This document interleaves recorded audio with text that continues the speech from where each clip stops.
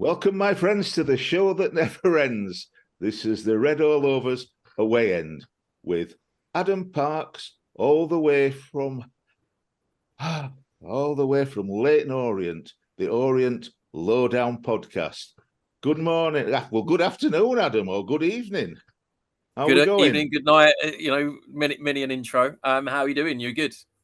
Well, I said good morning because it's got dark, hasn't it? It gets dark so early. You know, this is tea time and it's still flipping dark now. So it's no wonder.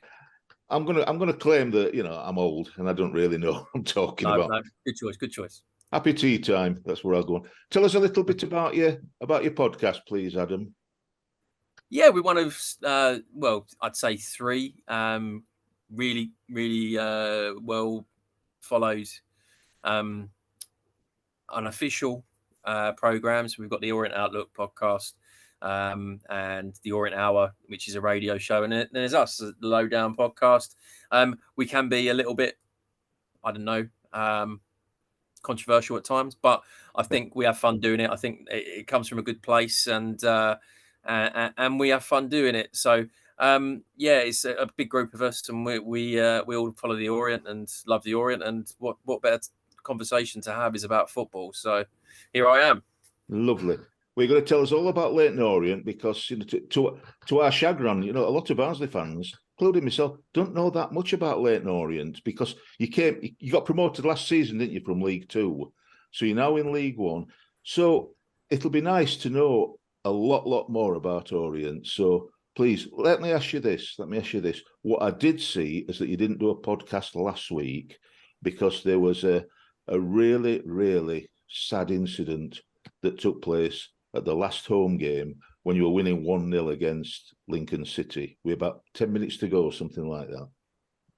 Yeah, unfortunately, we lost one of our fans, Derek Reynolds, who passed away later that evening. He was took ill at the game around about the 82nd, 83rd minute.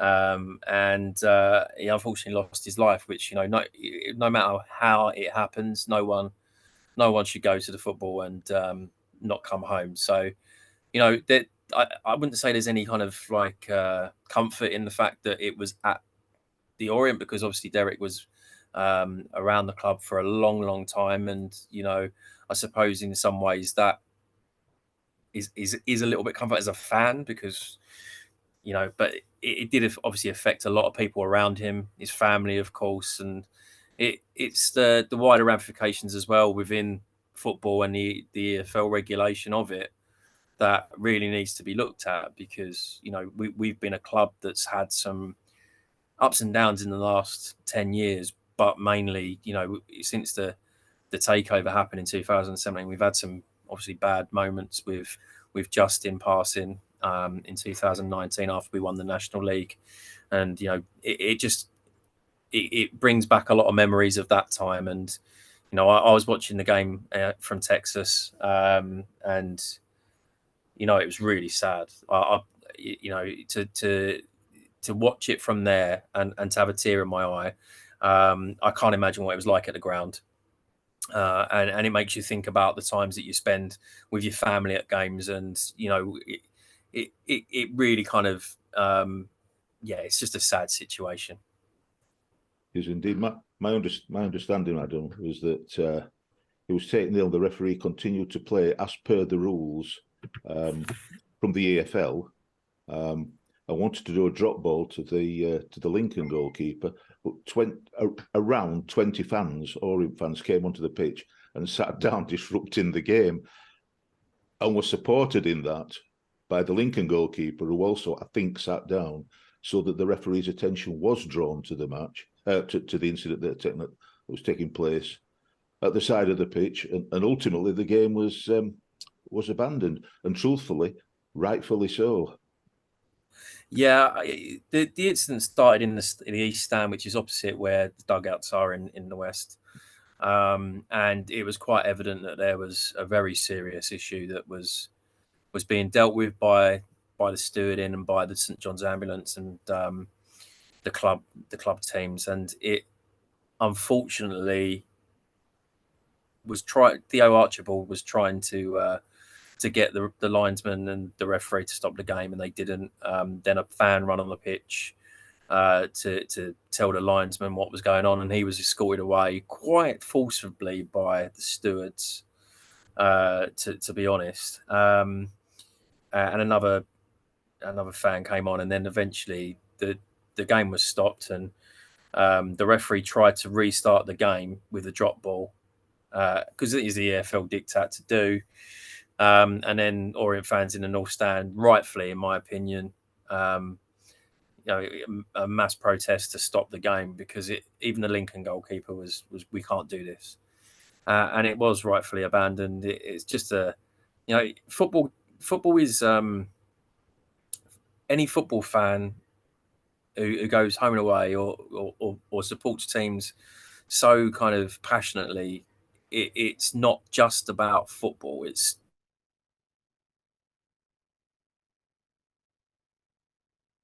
about the joviality between the fan bases at a game.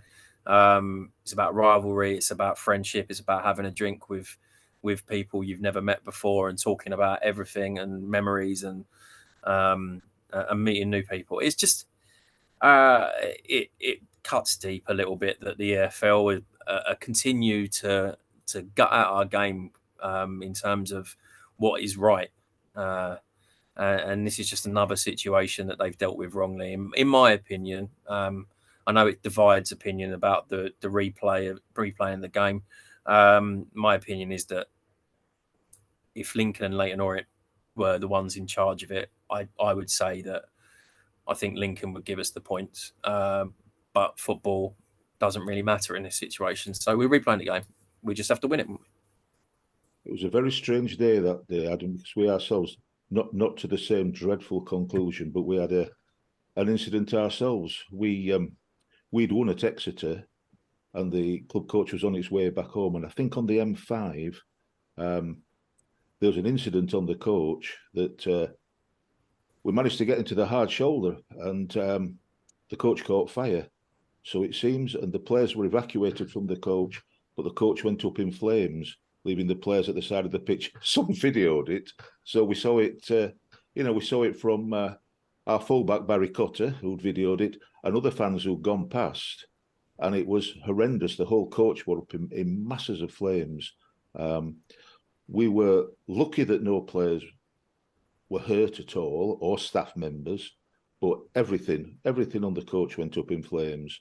In the event, the coach company that had taken Cheltenham Town to their match came to our rescue and got the players on their coach and took us back to Oakwell. I think they arrived back something like in the early hours, about half past 2, something like that. A number of them had to stay overnight because they got no possessions or anywhere then returning home, car keys, whatever. So they had a really traumatic experience, and it could have been much more devastating, obviously. But everyone turned out all right in the end, so to speak. We've had trouble getting our kits to our fans over recent months since the start of the season. So don't be at all surprised if on Saturday Barnsley play in skins, because hopefully we'll get shirts for the match. But who knows? Anyway, enough of all that. So it's going to be a strange game, isn't it? With lots of people's thoughts, off the pitch and on the pitch from both sets of supporters, both sets of players as well. So hopefully Derek Reynolds will get a good mention and a good send off on Saturday and good applause. So fingers crossed. Yeah, right to the football. Yeah, to the football. Finally, to the football itself, Adam. Said right at the start, we know very little about Leyton Orient. I made a few notes about a couple of goal scorers and a few players and what have you. But can you tell me what your style of play is, so that we Barnsley fans understand what formation you have and what sort of style you play? Just to clarify this, you're not a scout, are you? I don't need you to start passing on information just in case. No, I'm joking. I cannot comment. I'll tell you what, we'll start with the formation. We have switched from a 4-3-3 or a 4-5-1, whichever way you look at, to more of a fluid 3-5-2, 5-3-2, whichever way you look at that, with a more attacking number 10-8, whichever number you want to use nowadays, just behind our front man with two wide wing backs getting up and getting balls in. And it's a change that's happened quite recently, maybe 3 or 4 games ago. I'll probably maybe one more than that. But Richie Wellens has this season had to find another way of getting results. Very different to, say, a Stevenage or the Stevenage style football, which is getting the ball and lumping it long. We've overall been inconsistent, but recently in the last 8 or 9 games, we've had promotion form. So he's obviously found the right track. And to be honest, our players are good quality. They were bought and brought in last year to be League One ready. We've added a few people like Joe Piggott, and we've got Ethan Galbraith, who was from Man United, in the middle, and our 2 loan signings from last season, Ed Turns and El Mazzuni. Another guy called Brandon Cooper, who came in just recently as the centre back because we had an injury. So we are looking a lot better than what we some Orient fans feared. I always had a hunch that we'd end up around 16th, but I've changed my opinion on that, looking at the quality of the division anyway. Yeah. Your form's been really good lately, isn't it? At home, particularly, well, your form general, you've only lost 1 in the last 6 and won 4 of them. So it's showing how much there's been improvement since the start of the season, and how you're getting it together. When you're talking about the formation, what have you, it sounds like you're talking about Barnsley, because we have a very similar formation to what you've described. So that'll be interesting to see the 2 formations against each other. Do you play a pressing game, or do you tend to sit back a little more? I think it's the in thing, isn't it? The high pressing game. It's all about, there is an element of it to me that when the goalkeeper's playing a ball short, it's always going to put pressure on the defenders, and it's not quite the same as kicking a ball long and losing possession. So it swings and roundabouts with it. But yeah, it's high press. We're very energetic, very fit. We've got some very quick players. They like to harry, annoying players as well. So but there is some quality in our squad, and the one thing about the squad is they play for the manager. Richie Wellens has got the Orient fan base, the players, the staff, all in the palm of his hands. He is becoming an icon at the club, and I really loathe the day that he eventually moves on, because he will, and he won't be sacked. He'll go to a bigger club. So I think that it all bodes for a good game. I mean, we remember Richie Wellens from his time at Doncaster, and so I always wish him well. From our neck of the woods in South Yorkshire, for some of his career. So I'm really glad that he's doing well with you. So that's a very positive thing. What you've mentioned some players there. What players in particular do you think we should look out for? And have you got anybody that tumbles down easily as well? We've got plenty of those, but I think every football team has that. Oh, we haven't. Oh, no. Oh, no, of course not. No. No, it goes with the fluid style of play that everyone seems to play now from the Premier League. The falling down is also something that has come along with it. No, we have some flair players, if that's where the question was aimed.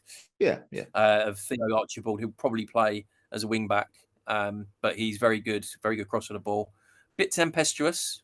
So he can be rattled a little bit and can be quite abrupt in some of his challenges. Jordan Graham, who might be on the bench, but he's again another tricky winger, stroke wing back, who used to play for Birmingham and Gillingham. But we've got some good players in it. I mean, if I just give you the goalkeeper, Solbrin, he came in for Lawrence Vigouroux after he went to Burnley in a deal in the summer. Solbrin's on loan from Middlesbrough. He's quite good. He's not probably up to the standard of Lawrence yet, but he's a lot younger. In defence, we've got like I've already mentioned Brandon Cooper, but Dan Happy and Ed Turns at the centre. I think Ed Turns may not be there on Saturday. Not too sure. I think he will be, because he'll be back for international. But yeah, they're being really solid. Darren Prattley will be on the bench, who's in the midfield general, but we've got players like Ethan Galbraith, Jordan Brown, El Mazzuni, who are all trying to prove different points. Especially Jordan Brown, who was at Derby and came to us, and El Mazzuni, who keeps getting put on loan from Ipswich. Obviously, their upturn has been quite steep. And Raul Sotirio, some people were written off. I was one of them. And he's scored 5 goals this season. Yeah, so, top scorer. It's one of those seasons when you go up that it's going to be inconsistent. What we've not done is win one, lose one, win one, lose one. We've put little kind of streaks together, which is boosting where we are in the table. And like I said, if the unfortunate incident hadn't happened on the Tuesday, which we were talking about, then we would be much higher in the league. But that's not important. I would say that we've got a few players that you should be looking out for. Whether you are or not is a different thing. I'll pass it on. Don't worry about that. Nobody listens to me, Adam. Don't worry. Nobody listens. Okay. Did I hear you right? You've got a goalkeeper on loan from Middlesbrough. Yes, Sol Bryn. He was on loan at Swindon last year. Nap. So have we. Liam Roberts. Our goalkeeper's on loan from Middlesbrough. How many goalkeepers has Middlesbrough got? They must have a few, eh? Oh, dear me, dear me. Who do you think will fall down easily then? I can tell you from our point of view, it'll be Herbie Kane. He's good. He plays in midfield. He's very good at going down. It looks really good going down. Well, I'll pick one from each part of the pitch. Okay, we've got go on, then. Tom James, who's going to be probably playing in the back 5-4, maybe whatever. He gets a little nudge, and every now and again he goes for a full dive. In midfield, you know what? Not too bad. If George Moncur plays on Saturday, he just keeps the ball. He doesn't want anyone else to have it. So the middle of the park, we haven't got any of those kind of players. Theo's been known to be a bit theatrical, as has Raw. But it's football, isn't it? You get a touch, you go down. So any of them could do it. So we'll see. What you should look out for is if we're winning, the goalkeeper going down for an injury, just to waste some time, because that seems to be an ongoing thing. I think every goalkeeper in the Football League, if they get an easy ball, they flop down as though they've made the best save in the world to waste a bit of time. I think that's quite universal, really. You said George Moncur, because we had George Moncur for quite a while. And to be honest, I was absolutely thrilled when we signed him. It didn't work out for me. Different managers didn't think he had enough work rate and what have you. But as a player with the ball at his feet, I personally... Other people disagree. I personally thought he was absolutely a superb player, but it didn't work out for him. With us, we wanted something else from players, I think, which I found a shame. But I hope he's doing well for you. Obviously not on Saturday, but I hope after that he's doing well for you. He's a divisive player, George Moncur, and I think what system you play really does kind of make how he is going to be seen. Our system at the moment is a pressing game. He's not that kind of player. No. That's what we found as well, because we had when you're playing against teams where you need to keep the ball, he acts as a kind of he kind of acts as that set, not the front man, but the one that links up to the front man. So I do like him, but I can see both sides of it. I do fancy that he won't play on Saturday. Yeah. Well, I hope he doesn't come on either, because I've always I remember him playing at Oakwell for Colchester, and he started off playing up front and was tremendous. They had a player sent off, I think, and he went out onto the right wing, and was superb there as well. So I was thrilled when we signed him. But like you say, high press, it's not his particular. It was always blowing after 20 minutes. So that hasn't changed. So just to let you know, that hasn't changed. And to be fair, he came back from the summer and pre-season, and he looked trim. But I looked at him the other day, and I just thought to myself, how has that happened? Because surely, if you're playing football, he looks like the old George Moncur again. So no, I like him. I just think he's, in some situations, he's not the player you're going to want. 10th in the table, 17 points. How do you see the rest of the season panning out, Adam? Top 12 minimum, personally, which I think is higher than I was expecting. I was expecting a bit more. And again, touch wood and everything, but after playing the teams that we played, even the ones, some of them we've lost to, we've lost quite well to Stevenage and Portsmouth. We got thumped against Portsmouth, but we still in that game had half an hour where if chances had dropped 0-0, it might have been a different day. But games against, we lost 1-0 to Charlton. That was a game we could have easily drawn, and we, Blackpool, we drew, and there should have been a penalty for us because Joe Pigott went down 1 yard from the line with the ball. Who's going to dive there? It's absolutely crazy. You should have had a penalty. And Wickham away we had a man sent off, and we still outplayed them, and we lost 3-2. So,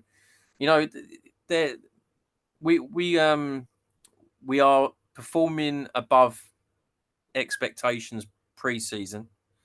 I would say now they've heightened my own expectations, and I'd say that we're top 12. And if we can get some results before January, we've got a guy that we got from Crewe called Danajayi, who got injured in pre-season, who'll be back around January time, who's an exceptionally explosive winger forward, which will add a lot to our front line.